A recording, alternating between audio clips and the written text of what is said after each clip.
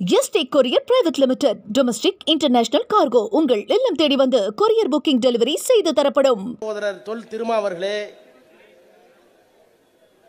இந்திய கம்யூனிஸ்ட் கட்சியினுடைய நாடாளுமன்ற உறுப்பினர் தலைவர் அன்பிற்குரிய தோழர் சுப்ராயன் அவர்களே, கம்யூனிஸ்ட் கட்சியின் சார்பில் கண்டன உரையை ஆற்றிவிட்டு சென்றிருக்கின்ற எனது அருமை தோழர் வெங்கடேசன் அவர்களே, கொங்கு நாடு மக்கள் கட்சியினுடைய பொதுச் செயலாளர் எனது மதிப்பிற்குரிய அண்ணன் ER ஈஸ்வரன் அவர்களே, மனிதநேய மக்கள் கட்சியினுடைய தலைவர் அன்பிற்குரிய பேராசிரியர் ஜவஹருல்லா அவர்களே,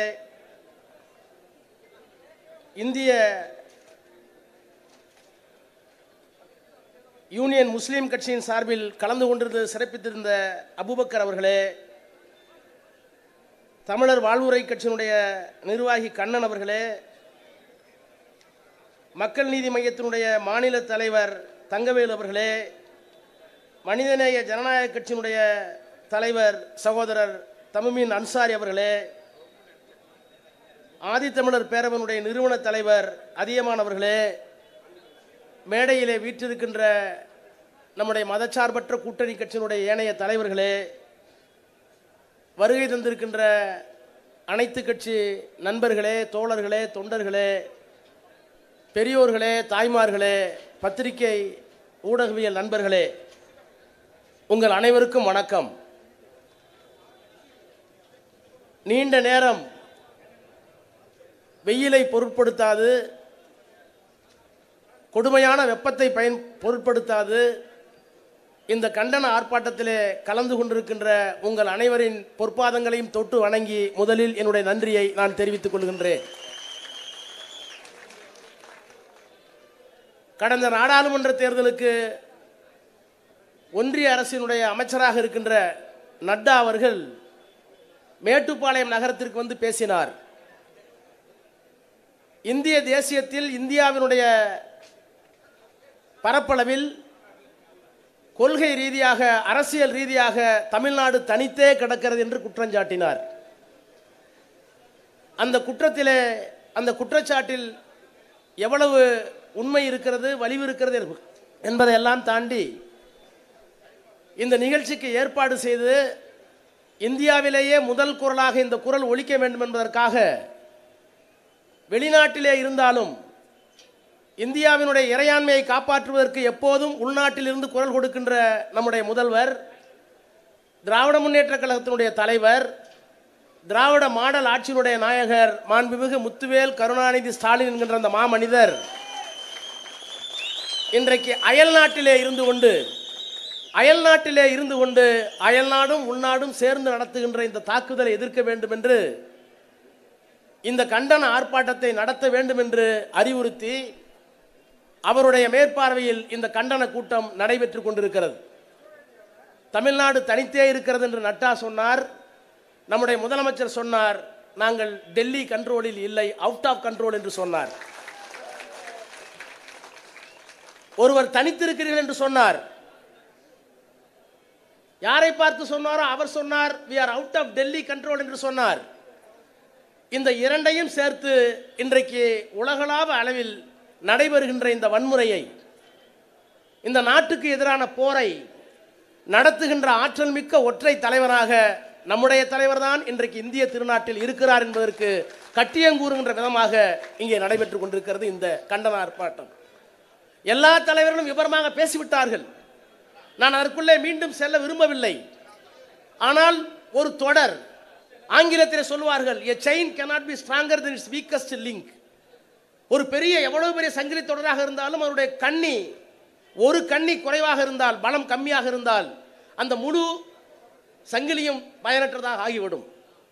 அப்படி சில கண்ணிகளை இங்கே தொட்டிருக்கிறார்கள். அதிலே ஓரிரண்டு கண்ணிகள் விடுபட்டு இருக்குமானால், அவர்கள் நேரங்கருதி விடுபட்டிருந்தால் ஒன்று இரண்டை நான் சொல்லலாமா என்று முயற்சிக்கிறேன். வெறும் முயற்சி தான், விரைவில் முடித்துக் கொள்ளுவேன். அமெரிக்காவினுடைய அமைச்சர் பீட்டர் நவரோ இந்த வரி விதிப்பு குறித்து அந்த நாட்டினுடைய தொலைக்காட்சிக்கு பேட்டி அளிக்கிறார். அவர் பேட்டியளிப்பினுடைய நிமித்தம் எது, காரணம் எது? இந்தியாவிற்கு நாங்கள் ஏன் 50% வரியை விதித்திருக்கிறோம்? அவருடைய முழு சொல்லாடலில் இரண்டு வார்த்தை பிரயோகம் மிக முக்கியமானவை தோழர்களே. ஒரு பிரயோகம், உக்ரைனில் நடப்பது மோடி வார். இரண்டாவது, இந்தியாவில் நடைபெற்றுக் கொண்டிருப்பது பிராமணிக்கல் எக்ஸ்பிளாய்டேஷன். பிராமணிய சுரண்டல் நடக்கிறது ஒன்று, உக்ரைனில் நடைபெறுகின்ற போர் மோடி நடத்துகிற போர். உக்ரைனிலே ஏன் மோடி போர் நடத்த வேண்டும், பிராமணர்கள் ஏன் இந்த மண்ணை சுரண்ட வேண்டும் என்று அமெரிக்கா சொல்லுகிறது. ராமகிருஷ்ணன் சொன்னார் ஆச்சரியமில்லை, திருமா சொன்னால் ஆச்சரியமில்லை, அண்ணன் வைகோ முழங்கினால் ஆச்சரியமில்லை. இதை 100 ஆண்டுகளுக்கு மேலாக நாங்கள் முயங்கிக் கொண்டிருக்கிறோம். ஆனால் அமெரிக்காவில் இருக்கிற அமைச்சர் சொல்லுகிறார் பிராமணிக்கல் எக்ஸ்பிளாய்டேஷன், மோடி வார். என்ன காரணம்? நன்றாக நீங்கள் கவனிக்க வேண்டும். இப்படிப்பட்ட சூழ்நிலை எழவே இல்லையா இந்தியாவிற்கு? எழுந்தது. இன்றைக்கு என்ன நிலை? இங்கே திருமா பேசுகிற போது சொன்னார், 2013ஆம் ஆண்டு 2014இல் மன்மோகன் ஆட்சி இறங்குகிற போது, ஆட்சியை விட்டு இறக்கப்பட்ட போது, மோடி பதவியேற்ற போது இங்கே சொன்னார்களே, கச்சா எண்ணெய் விலை $108. சர்வதேச சந்தையில் $108 கச்சா எண்ணெய் விற்ற போது, இங்கே பெட்ரோல் விலை, டீசல் விலை எவ்வளவு? வெறும் ₹70, ₹75. மோடி வந்ததற்கு பிறகு இந்த 23-24 கச்சா விலை எவ்வளவு? வெறும் $80. வெறும் $80 இருக்கிற போது பெட்ரோல் விலை ₹100, டீசல் விலை ₹100. சர்வதேச சந்தையில் கச்சா விலை குறைகிறது, ஆனால் இந்தியாவிலே பெட்ரோல் டீசல் விலை ஏறுகிறது என்றால் இந்த சூட்சுமத்திற்கு பின்னாலே யார் இருக்கிறார்கள்? நாடாளுமன்றத்திலே குடியரசுத் தலைவருக்கு நன்றி தெரிவித்து உரையாற்றுகிற போது நான் சொன்னேன், இந்தியாவில் என்ன நடக்கிறது? ஒன்றும் நடைபெறவில்லை. 2 பேர் இந்தியாவை விற்றுக் கொண்டிருக்கிறார்கள், 2 பேர் இந்தியாவை வாங்கிக் கொண்டிருக்கிறார்கள் என்று சொன்னேன். மேற்கு வங்காளத்தினுடைய திரிணாமுல் காங்கிரஸ் உறுப்பினர் வழக்கறிஞர் ஒருவர் இடத்தில் கேட்டார், அந்த பெயரையும் சொல்லிவிடுங்களே. நான் சொன்னேன், அந்த பெயரை சொன்னால் என்னுடைய முழு பேச்சையும் அவைக்குறிப்பிலிருந்து எடுத்து விடுவார்கள் என்று சொன்னேன். வெளியிலே வந்து சொன்னேன், யார் இந்தியாவை 2 பேர் விற்றுக் கொண்டிருக்கிறார்கள்? மோடியும் அமித்ஷாவும். யார் வாங்கிக் கொண்டிருக்கிறார்கள்? அம்பானியும் அதானியும். அதனுடைய நீட்சி தான் இந்த 50% வரி. இப்படி டாலர் விலை குறைந்ததற்கு பிறகும் ₹100 டீசல் விலை வைக்கிறது எவ்வளவு லாபம் தெரியுமா? 30,000 கோடியிலே தொடங்கியது 2013. இன்றைக்கு 1 லட்சம் கோடி. 1 லட்சம் கோடி வந்ததற்கு பிறகும் அந்த 1 லட்சம் கோடியை நீங்கள் ஏன் சோசியல் செக்டார், தாழ்த்தப்பட்டவர்களுக்கு, பிற்படுத்தப்பட்டவர்களுக்கு, கிராம சாலைகளுக்கு, ஏழை எளிய மாணவர்கள் படிப்பதற்கு பள்ளிக்கூடங்களுக்கு நீங்க ஏன் செலவிடவில்லை என்று அமித்ஷா சென் கேட்டார். அதற்கு பதில் சொல்லுகிறார்கள், நீங்கள் நாடாளுமன்றத்தில் இல்லை, நான் ஏன் பதில் சொல்ல வேண்டும்? என்ன நடக்கிறது தெரிகிறதா? நான் இன்னும் கூட சொல்லுகிறேன், அமெரிக்காவினுடைய அத்துமீறலை இன்றைக்கு தடுக்க மறுக்கிறதே மோடி அரசு. அதற்கு என்ன காரணம்? எல்லோரும் சொல்றாங்க கண்டுக்காம விட்டுட்டாரு அல்லது உள்ள இருக்காருன்னு. இல்ல, மேத்தா ஒரு கவிதை எழுதினார், சிலம்பை உடைத்து என்ன பயன், அரியணையிலும் அதே கல்வன். சிலம்பை உடைத்து என்ன பயன், அரியணையிலும் அதே கல்வன். நீங்க மோடி போடல அந்த 50% வரிய, மோடியை போட சொன்னதே, ட்ரம்ப போட சொன்னதே மோடி தான். என்ன காரணம் என்றால் இன்றைக்கு இப்ப நான் சொன்ன ரொம்ப ரொம்ப தெளிவாக சொன்னாங்களே வெங்கடேசனும் திருமாவும், இது ஏதோ இந்திய சந்தைக்கு எதிரான, இந்திய பொருளுக்கு எதிரான ஒரு வரி அல்ல. இது தேசத்தின் மீது நடத்தப்படுகின்ற போர். ஏனென்றால் நீங்க ஒரு பொருளுக்கு வரி விதிப்பு அதிகமானால், நான் போட்டிருக்க சட்டைக்கு 50% வரினா, பங்களாதேஷ்காரன் போட்டிருக்க சட்டைக்கு 50% வரி இருக்கணும். ஆனா அங்க 10%. பக்கத்தில் இருக்கிற மலேசியா நாட்டுக்கு அதான் சொல்லணும், அங்க 7%. இந்தியா மீது அவர்கள் தொடுப்பதற்கு காரணம் என்னவென்றால், இப்ப எல்லாம் வெளிப்படையா சொன்னாங்க, ட்ரம்ப் எதிர்பார்த்த மாதிரி நீங்க இல்ல, அல்லது நீங்க கூட்டு களவாணி.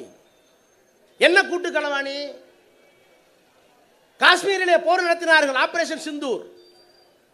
அந்த விவாதத்திலே கலந்து கொண்டு நான் கேட்டேன், இந்தியாவினுடைய வெளியுறவுத்துறை அமைச்சர் ஜெய்சங்கர் சொல்லுகிறார், இந்த பகல்காம் தாக்குதல், காஷ்மீரில் தாக்குதல் நடத்தப்படுவதற்கு 2 நாட்களுக்கு முன்பாக அமெரிக்காவினுடைய ராணுவ அமைச்சர் என்னை தொடர்பு கொண்டு, இன்னும் 2 நாளில் பாகிஸ்தான் உங்கள் மீது போர் தொடுக்க போகிறது, தாக்குதல் நடத்த போகிறது என்று சொன்னார். நாங்கள் விழித்துக் கொண்டோம். சொன்னது யார்? ஜெய்சங்கர். எங்கே சொன்னார்? நாடாளுமன்றத்தில். நான் கேட்டேன், பாகிஸ்தான் பக்கத்து நாடு உங்கள் மீது தொடுக்க போகிற தாக்குதலை எங்கோ இருக்கிற அமெரிக்கா சொல்லுகிறவரை நீங்களும் மோடியும் அமித்ஷாவும் என்ன செய்து கொண்டிருந்தீர்கள், என்ன நட்டு கொண்டிருந்தீர்கள்? பதில் இல்லை. 24 முறை ட்ரம்ப் சொல்லுகிறார், பாகிஸ்தானுக்கும் இந்தியாவுக்கும் இருக்கிற பிரச்சனையை, போரை நான் தான் தீர்த்து வைத்தேன். நாங்கள் கேட்டோம், அவையிலே சொன்னோம். ஒரு வல்லரசு நாடு அமெரிக்கா, அவர் சொல்லுகிறார் நாங்கள் தான் தீர்த்து வைத்தோம் என்று. அப்படியானால் அது உண்மையா பொய்யா சொல்லுங்கள். நாடாளுமன்றத்திற்கு வரவே இல்லை, வரவே இல்லை. ஆக இப்படி ஒரு சூட்சுமம், எதையும் கண்டுகொள்ளாமல் எதை வேண்டுமானாலும் நீங்கள் எடுத்துக்கொள்ளலாம், அதானிக்காக அம்பானிக்காக என்று சொல்லுகின்ற அந்த சூட்சுமத்தை நடத்தி கொண்டிருக்கிற அரசு இந்த அரசு. நான் இன்னும் ஒருபடி மேலே போய் சொல்றேன், சட்டபூர்வமாக சொல்றேன். 2001ஆம் ஆண்டு அண்ணன் வைகோ அவர்கள் எல்லோரும் சேர்ந்து உருவாக்கிய ஆட்சி, வாஜ்பாய் தலைமையிலே ஒரு ஆட்சி. அந்த ஆட்சியிலே திராவிட முன்னேற்ற கழகம் அங்க வைத்தது. அப்ப இந்தியாவினுடைய தொழில்துறை அமைச்சராக இருந்தவர் அண்ணன் முரசொலி மாறன். அப்போது என்ன நடந்தது? WTO, வேர்ல்டு ட்ரேட் ஆர்கனைசேஷன், உலகத்தில் இருக்கிற எல்லா தொழிலையும் தீர்மானிக்கின்ற, ரெகுலேட் என்று சொல்லுகின்ற, ஒழுங்குபடுத்துகின்ற உச்சபட்ச அமைப்பு வேர்ல்டு ட்ரேட் ஆர்கனைசேஷன். அதுல இல்லாம ஒரு மிளகு வர முடியாது, சீரகம் வர முடியாது, கடுகு போக முடியாது. அங்க கேட்டுட்டு தான் எல்லாம் பண்ணணும். அங்கே முரசொலி மாறன் பேசினார். வளர்ந்த நாடுகளை ஒடுக்க வேண்டும் என்பதற்காக இதே அமெரிக்கா அன்றைக்கு சட்டம் கொண்டு வந்த போது அவர்தான் சொன்னார் இந்தியாவின் சார்பில், you are not a global government. நீ உலக அரசாங்கம் அல்ல, எங்களை கட்டுப்படுத்துவதற்கு எங்களுடைய உரிமைகளை நாங்கள் பாதுகாப்போம் என்று குரல் கொடுத்த இயக்கம் திராவிட முன்னேற்ற கழகம். அதே இயக்கம் தான் இன்றைக்கும் உலக வர்த்தக மையத்தை எதிர்த்து, அமெரிக்காவை எதிர்த்து குரல் கொடுக்கிறது. என்ன காரணம்? மோடி எவ்வளவு பெரிய கோலை என்பதற்கு உதாரணம் சொல்லட்டுமா? 56 இன்ச் நாடாளுமன்றத்துக்கு வருகிறார், நானே நிறுத்தினேங்கிறார். போர் நடந்து கொண்டிருக்கிறது பாகிஸ்தானோடு.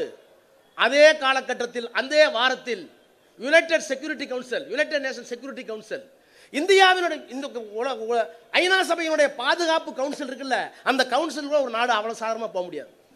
இந்தியா அதுக்குள்ள போறதுக்கே 40 வருஷம் ஆச்சு. ஆனால் இந்தியாவுக்கும் பாகிஸ்தானுக்கும் தாக்குதல் நடந்து கொண்டிருக்கிற போது ஐநா சபையினுடைய பாதுகாப்பு கவுன்சிலில் பாகிஸ்தான் உறுப்பினராக எலெக்ஷன்ல ஜெயிக்குது.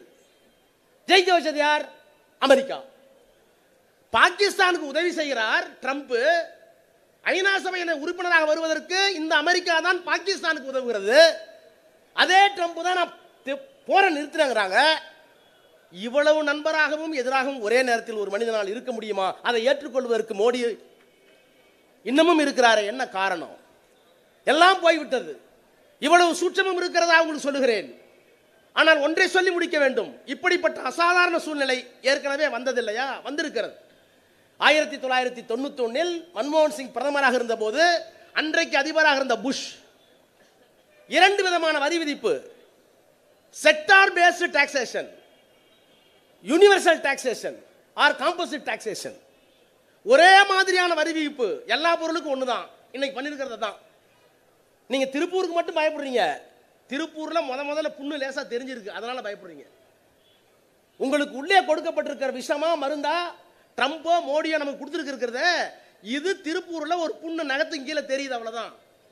இது இன்னும் உள்ள எதையெல்லாம் பாதிக்கும் தெரியாது. ஏன்னா இது பின்னாலாடைக்கு மட்டுமல்ல, ஜவுளிக்கு மட்டுமல்ல, யூனிவர்சல் டாக்ஸேஷன், எல்லா பொருளுக்கும் டாக்ஸேஷன். இந்தியாவில் எந்த பொருளாக இருந்தாலும் டாக்ஸேஷன் இதுதான். மன்மோகன் சிங் காலத்தில் இது வந்தது. வந்தபோது அவர்தான் சொன்னார், நீங்கள் எவ்வளவு வேண்டுமானாலும் வரியை விதித்துக் கொள்ளுங்கள், but we will not accept universal taxation.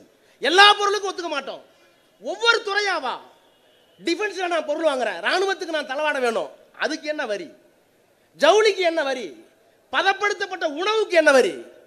எல்லா வரியும் ஒன்னாக்காத, எந்தெந்த பொருளுக்கு எந்தெந்த துறைக்கு பிரினாங்க. ஏன் பிரிக்க வேண்டும் என்று கேட்டதில் மன்மோகன் சிங் நாடாளுமன்றத்தை சொன்னார், இவர்கள் ஏதாவது ஒரு பொருளுக்கு வரியை விதித்தால் அந்த பொருளை நான் வேறு நாட்டிலிருந்து வாங்கிக் கொள்ளுவேன். வாங்குவது மட்டுமல்ல, ஒருவேளை இவர்கள் அபரிதமான வரியை விதித்தால் அதற்காக கொண்டு வரப்பட்டதுதான் லிபரலைசேஷன், தாராளமயமாக்கம், உலகமயமாக்கம். அவர்கள் என்ன சுமையை தருகிறார்களோ அந்த சுமைக்கு நான் தீர்வு காணுவேன். ஏனென்றால் நான் பொருளாதாரம் படித்தவன், பொருளாதார மேதை. நான் டீ விற்றவர் அல்ல, டீ விற்றது இழிவல்ல, ஆனால் நாட்டை விற்கக்கூடாது அப்படின்னு அவர் சொல்ல நம்பிதான் சொன்னார். அவர் பொருளாதார மேதை. அம்பேத்கர் எழுதிய ப்ராப்ளம் ஆஃப் ரூபி ஒரு நாணயத்தின் பிரச்சனை என்கின்ற அம்பேத்கரின் புத்தகத்தை படித்துவிட்டு தான் என் சிந்தனையை துவக்கினேன் என்று ராஜ்யசபாவில் ஒப்புக்கொண்டவர். அப்போ ஒரு நாடு இன்னொரு நாடு மீது வரி விதிக்குமானால் அந்த வரி விதிப்பை எப்படி தற்காத்துக் கொள்ளலாம் என்பதற்காக கொண்டு வரப்பட்டதுதான் லிபரலைசேஷன். அன்னைக்கு சிபிஎம் ஒத்துக்கல, எல்லா கட்சிகளும் ஒத்துக்கலனா அவர் கொண்டு வந்துட்டு சொன்னார். அவர் சொன்ன வார்த்தை இன்னும் நாடாளுமன்றத்தில் இருக்கிறது. I honestly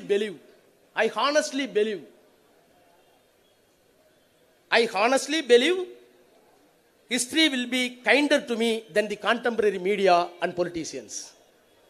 நான் திடமாக நம்புகிறேன், வரலாறு என்னை ஒரு நாள் கருணையோடு பார்க்கும். இன்றைக்கு இருக்கிற பத்திரிகைகளும் அரசியல்வாதிகளும் விமர்சிப்பார்கள். நான் எடுத்த முடிவுகளால் என்னை வரலாறு கரிசனத்தோடும் கருணையோடும் பார்க்கும் சொன்னவர் மன்மோகன் சிங்.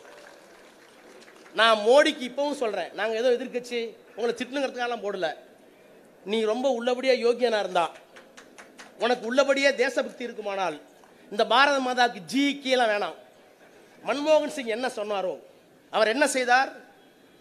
அந்த வரி விதிப்புக்காக புஷ் இருந்த போது அதை ஏற்றுக்கொள்ளாமல் செக்டாரா பிரிச்சுட்டு என்ன சொன்னார்னா, டேரிஃப் கட், எதுக்கெல்லாம் டேரிஃபை குறைக்கலாம், லிபரல் பாலிசி உள்நாட்டுக்குள்ள, அப்புறம் டாக்ஸ் ஹாலிடேஸ், ஆங்கிலத்தில் சொல்லுவாங்க விடுமுறை நாட்கள், இந்த மாதத்திலிருந்து இந்த மாதம் வரைக்கும் இந்த பொருளுக்கு வரி கிடையாது. இந்த நான்கையும் கொண்டு வந்து தாராளமயமாக்கலை, உலகமயமாக்கலை மிகப்பெரிய கொள்கையாக கொண்டு வந்து அதற்கான கடும் எதிர்ப்பை சந்தித்து வரலாறு என்னை ஒரு நாள் கருணையோடு பார்க்கும் என்று நம்புகிறேன் என்று சொல்லிவிட்டு மரித்து போனவர் மன்மோகன் சிங். மன்மோகன் சிங் அறிவுக்கு முன்னால் மோடியினுடைய அறிவு வேண்டியதில்லை. மன்மோகன் சிங்கினுடைய நாணயத்திற்கு முன்னால் மோடியினுடைய நாணயம் சொல்ல வேண்டாம். மன்மோகன் சிங்கினுடைய நேர்மைக்கு முன்னால் மோடியின் நேர்மை வேண்டவே வேண்டாம். மன்மோகன் சிங்கினுடைய தேசபக்திக்கு முன்னால் மோடியின் தேசபக்தி மிக கேவலமானது. நான் இப்போதும் மோடிக்கு சொல்கிறேன், எங்களுடைய தலைவர்கள் எல்லோரும் உன்னை கண்டித்தார்கள், நான் வயதிலே சிறியவன், கண்டிக்கவில்லை. இன்னமும் உங்களுக்கு ஒரு வாய்ப்பு. மன்மோகன் சிங் என்ன செய்தாரோ அப்படிப்பட்ட ஒரு ஸ்பெஷல் பேக்கேஜ், அப்படிப்பட்ட ஒரு புது கொள்கை அமெரிக்கா இருந்து விட்டு போகட்டும், எனக்கு சம்பந்தம் இல்லை. நான் யோகியன், நான் திருடன் அல்ல, நான் களவாணிக்கு துணை போக மாட்டேன், என்னை நம்புங்கள். மன்மோகன் சிங் எப்படி காப்பாற்றினாரோ அப்படிப்பட்ட ஒரு கொள்கையை வகுத்து திருப்பூர் பின்னலாடையை மட்டுமல்ல இந்தியாவினுடைய பொருளாதாரத்தை அமெரிக்காவின் பிடியிலிருந்து காப்பாற்றுவேன் என்கின்ற துணிச்சல் வருகின்ற நாடாளுமன்ற கூட்டத்தில் நிர்மலா சீதாராமன் மனைவியாகோ அந்த அம்மா என்ன பண்ணுப்பான் சொல்ற இடத்துல கையெழுத்து போட்டு. இந்த அரசாங்கத்திற்கு இருக்குமான அந்த நாணயம் மன்மோகன் சிங் என்ன செய்தாரோ அப்படிப்பட்ட ஒரு புது கொள்கையை கொண்டு வந்து திருப்பூரை மட்டுமல்ல இந்தியாவை காப்பாற்றினால் நீங்கள் பிரதமராக இருப்பதற்கு யோகிதை உள்ளவர்கள். இல்லை என்றால் மன்மோகன் சிங் சொன்னார், history will be kinder to me என்று சொன்னார். நான் உங்களுக்கு சொல்லுகிறேன், இதை செய்ய தவறினால் வரலாறு உங்களை எச்சில் உமிழும், காரி உமிழும், தூக்கி எறியப்படுவீர்கள்.